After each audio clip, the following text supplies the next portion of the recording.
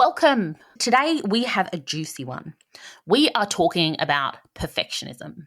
And I would say that for most women in the property and construction industry, perfectionism is something that they encounter regularly in their work. And today I want to get into this topic and really talk about three things. So firstly, what is perfectionism and what is it not? Secondly, the grim consequences of perfectionism. And believe me, there are some really significant consequences of being a perfectionist. And this may be new information to you. It may be new territory that you haven't explored before, but I want you to sit through this and really think about how this applies to you and how this might be reflected in your own work. And finally, I want to give you 3 tips that will get you out of perfectionist mode and taking consistent, aligned, impactful action that will move you forward towards your career goals. Welcome to the Building Up Women in Property podcast. I'm your host, Rebecca Bangura, and I'm thrilled to have you join us today. Whether you're a woman aiming to become a confident, impactful leader, or you're a leader committed to promoting gender equity in the property and construction industry, this podcast is designed specifically for you. Join me every week to gain insights and inspiration that will leave you excited and confident about taking your next steps. Thank you for tuning in. Now let's dive into today's topic. So what is perfectionism? Perfectionism is that tendency to set excessively high standards for yourself and to strive for flawless work. And it's often accompanied by critical self-evaluation and the concern about what other people will think. And we can see this showing up in our work by over-preparing for things, by having that extreme attention to detail. And it can often result in a dissatisfaction at work because we are trying to achieve this ridiculously high standard and we're unable to perform at that level over a sustained period of time, which sends us into a downward spiral. It can often keep us stuck in procrastination and avoiding taking risks or stepping outside of our comfort zones because we would rather operate within that safe space where we know we can do a great job. And that limits our potential. It limits our opportunities to push beyond where we are right now. And it also has a huge impact in terms of stress levels, amount of time at work, burnout. It reduces our productivity and our creativity. It impacts our self-esteem. And it also puts a huge strain on relationships that we have because we have these high standards for everyone. Now, I will confess that I am a recovering perfectionist. It is something that I have to really actively and intentionally work on because the natural project manager in me likes to take time to really plan things out and think things through and run mitigation strategies in my head and dot my I's and cross my T's. And whilst all of that sounds great, I can easily spend too much time planning. I get into that over-planning stage where the work I'm doing isn't actually adding any value. And I can also have the tendency to not effectively delegate or let other people do their roles because I want to have oversight, because I want to ensure the standard of the work. And it can often result in taking on more and more and more and not relinquishing anything. And, I see this in myself and I see this in so many remarkable women that I work with now and that I've worked with in the past who take comfort in being outstanding in their work and by having this high standard. But it does keep us stuck, not only in terms of those negative consequences that I just spoke about, but also in terms of just not adding value where we should be adding value and not focusing on the important, valuable work that needs to be done. And if you relate to this, I want to remind you, you are not alone and nothing has gone wrong. In fact, as women in this heavily male-dominated space, we tend to seek perfection because women in the property and construction industry are generally held to a higher standard than their male counterparts. And so we strive to be the best we can be, to make sure that our work is impeccable. And that attention to detail and that going above and beyond pays off early in our career. But it gets to a point where being a perfectionist just keeps you stuck because you are not focused on the important work.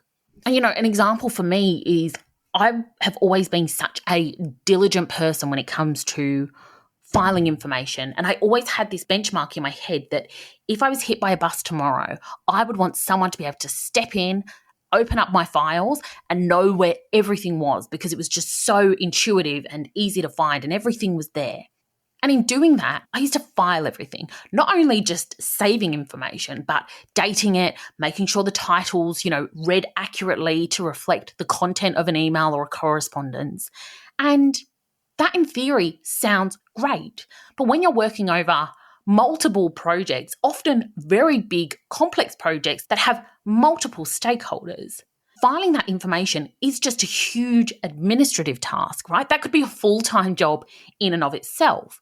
And I remember hitting a point where I realized that this was not adding any value to the project and that I could kind of just dump the information somewhere. And the information was there if in case it was needed one day. But I had not wasted the time by trying to solve for a problem that did not yet exist. And so I let that standard of perfectionism go. And the funny thing is that no one ever noticed the difference because frankly, no one was ever going in and checking these files because I was never hit by a bus. And in reality, even if something catastrophic did happen, people will figure it out. And the most effective way for someone to step in is to start where things are right now instead of trudging through months and sometimes years worth of paperwork. So that was a huge realization for me. And that's just one little example that actually had a profound impact on my work and my workflow. And it gave me back a significant amount of time to then focus on important things. And so that is one of the grim consequences of perfectionism. It drains our time and our energy on unimportant and invisible work. It's the stuff that no one else will ever see and that is not consequential to the outcomes we are trying to work towards. Now, the other big impact of perfectionism, and I think the most important reason that we need to really make a decision to move away from this type of behavior, is that when we get so good at doing our jobs and just our jobs, people pigeonhole us. Organizations, our managers, our teams want us to keep being efficient at that one thing, keep doing the job we do right now. We make ourselves the expert in this thing, which then limits the opportunities available to us. And people around us love that because we're efficient. We're great at what we do. But it stops us in our tracks because people rarely get promoted on being excellent at their current job. They get promoted because they have ambition and because they seek out opportunities. And that doesn't happen when we are busy ticking all the boxes and when we are stuck in procrastination or fear about doing something new. And again, I know from personal experience that letting go of this behavior can be incredibly uncomfortable because being perfect and holding that high standard has often got us to a certain level of success in our careers, right? It's what got us here. But we need to recognize that continuing that perfectionist behavior will not get us to the next level. Because that next level, particularly in a leadership space, requires people not to be subject matter experts, but to be able to leverage from their team who are the subject matter experts. So it becomes about getting the best out of your team and being able to ask the right questions and pull together the right pieces of information to make informed and strategic decisions that will drive things forward. So it's a different skill set, one that does not require mastery or expertise. And so that's one reason that this shift can be hard. But the other reason is, and again, I really relate to this, is there is a certain smugness and self-righteousness that comes with being excellent at what you do. And for me, that was something I had to break up with.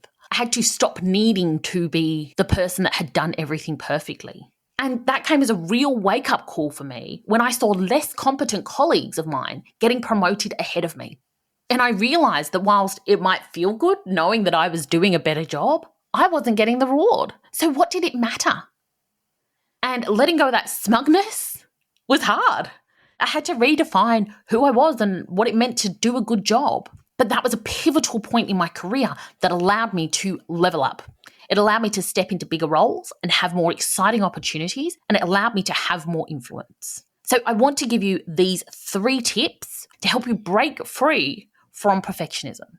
Tip 1 is focus on high-value work.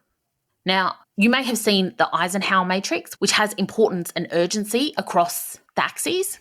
And it's a really good tool for helping us think about what is the important things we need to focus on. And focusing on high value work means you need to let go of anything that is not important and is not something that only you can do. And that involves, first of all, eliminating tasks that do not add value to the outcome. It's about letting those go. And it's also about delegating, making sure you are utilizing the people around you so that they can play to their strengths and their expertise, and that they can take that piece of work off of your plate. And that requires relinquishing some control, but it also allows them to do what they are good at. And it gives them back the opportunity to grow and be satisfied in their work as well. And when we do that, it frees us up to focus on the essential stuff, the high value stuff that will move the needle forward. And, an example of that might be, when you're preparing for a presentation, the high value work for you is about focusing on the key messages of that presentation and the desired outcomes. And then letting someone else more junior in the team or with an administrative background to focus on the formatting. Because taking all of that on yourself is not the best use of your time, your expertise, or your energy. And for me, a helpful way to think about this is this task worthy of the money I'm getting paid to be here? Another example that I had in my career was making the decision to stop fixing the photocopier when there was a problem. I would do what other people did, and I would go and use a different one. And I would trust that there was someone else whose responsibility was to take care of that and that they would do it. And that freed up time. And it meant that people stopped asking me to do what was effectively quite a menial task that was not a good use of my expertise and was not a valuable output for the money I was getting paid. So I suggest taking some time and really get clear on what are the big things and the high value work that you should be doing in your role that will really push you ahead and will push your work or your team or your business forward, and then hone in on that. The second thing is to set boundaries around time and effort. Now, I am a huge advocate of planning your time out and, again, focusing on what is really critical and crucial to moving things forward. But it's not just about allocating time. It's about sticking to it.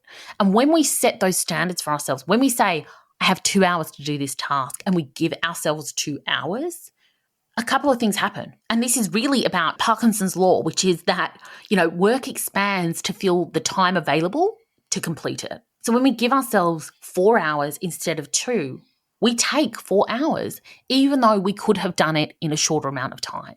And I will acknowledge that things may not always be to the standard you would like, but in this process of letting go of perfectionism, we need to reassess what the standards are. And we need to be okay with doing B or B minus work instead of striving for the A plus. And this is almost like the 80-20 rule, right? A lot of the time, you can get 80% of the results from 20% of the effort. And so think about, where is your effort most important, and how can you define and confine that time and then enforce boundaries so you can increase the volume of high value work you are doing rather than producing a limited amount of high value work, but to a higher standard that has no material gain. And tip 3 is to really practice a growth mindset.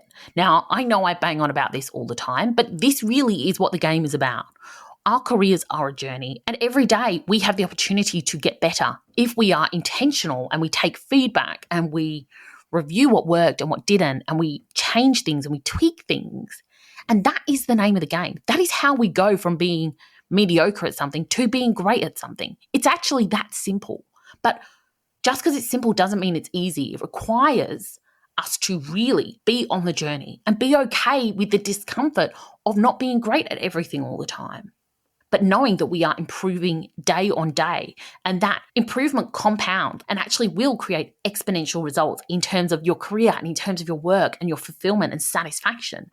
But we need to show up every day intentionally with that growth mindset and keep moving forward. Okay, my friends, I've given you a lot to think about. And as I said, I know for many of you, this will be a hard truth to face. But breaking up with perfectionism is one of those things that will absolutely be a game changer in terms of your impact and in terms of moving you towards where you want to be. Thank you for being here, and check back in next week for another episode of Building Up Women in Property.